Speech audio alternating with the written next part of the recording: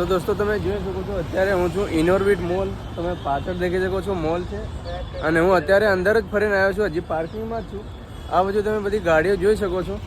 પણ હું તમને એક રિયાલિટી એની બતાવું કે આપણા ગુજરાતમાં સંસ્કારોને અને માન મર્યાદાને લોકો બહુ મહત્ત્વ આપે છે અને જાહેરમાં કોઈ ગલતીથી પણ જો ગાળ બોલી જાય તો એને સજા કરે છે.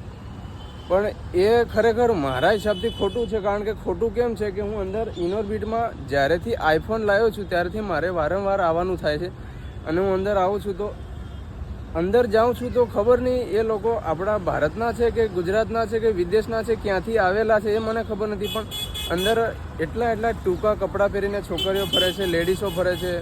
અરે અમુક તો અહીંયા બોલવું શરમ આવે, ચડ્ડીઓ પહેરીને ફરે છે અને શરીર પણ એમનું એટલું બોડી હોય છે તો પણ ખુલ્લું શરીર લઈને ફરે છે. તો ગુજરાતમાં જો આવું બધું સંસ્કારવાળું ચાલતું હોય, સમાજમાં ગાળ બોલે અને સજા થતી હોય તો હું એ લોકોને કહીશ કે તમે પહેલાં આવા લોકો પર પ્રતિબંધ કરો. સરકારને પણ કહીશ કે તમે જો સંસ્કારોને મહત્ત્વ આપતા જ હોય તો પહેલાં આવા ટૂંકા કપડાં પહેરવાની છોકરીઓનું બંધ કરાવો.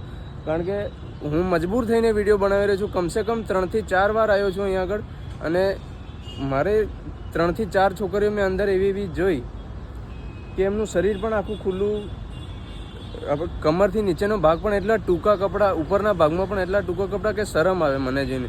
હું તો વિચાર કરું કે આ શું યાર. તો જે લોકો સંસારમાં સમાજમાં મોટી ફેંકે છે અમુક નેતાઓ પણ, એમને હું કહીશ કે આવા લોકો પર ધ્યાન આપો અને પહેલાં આ લોકોના કપડાં બંધ કરાવો જેથી કરીને લોકોની માનસિકતા સુધરે. બાકી ઘણું બધું મારે કહેવું છે પણ અહીંયા ખાસ આટલું બધું કહેતો નહીં. ક્યારેક મોકો મળશે તો બહુ લાંબુ કહીશ. ખાલી સંસારમાં મોટી ફેંકવાથી કંઈ ફરક નથી પડતો.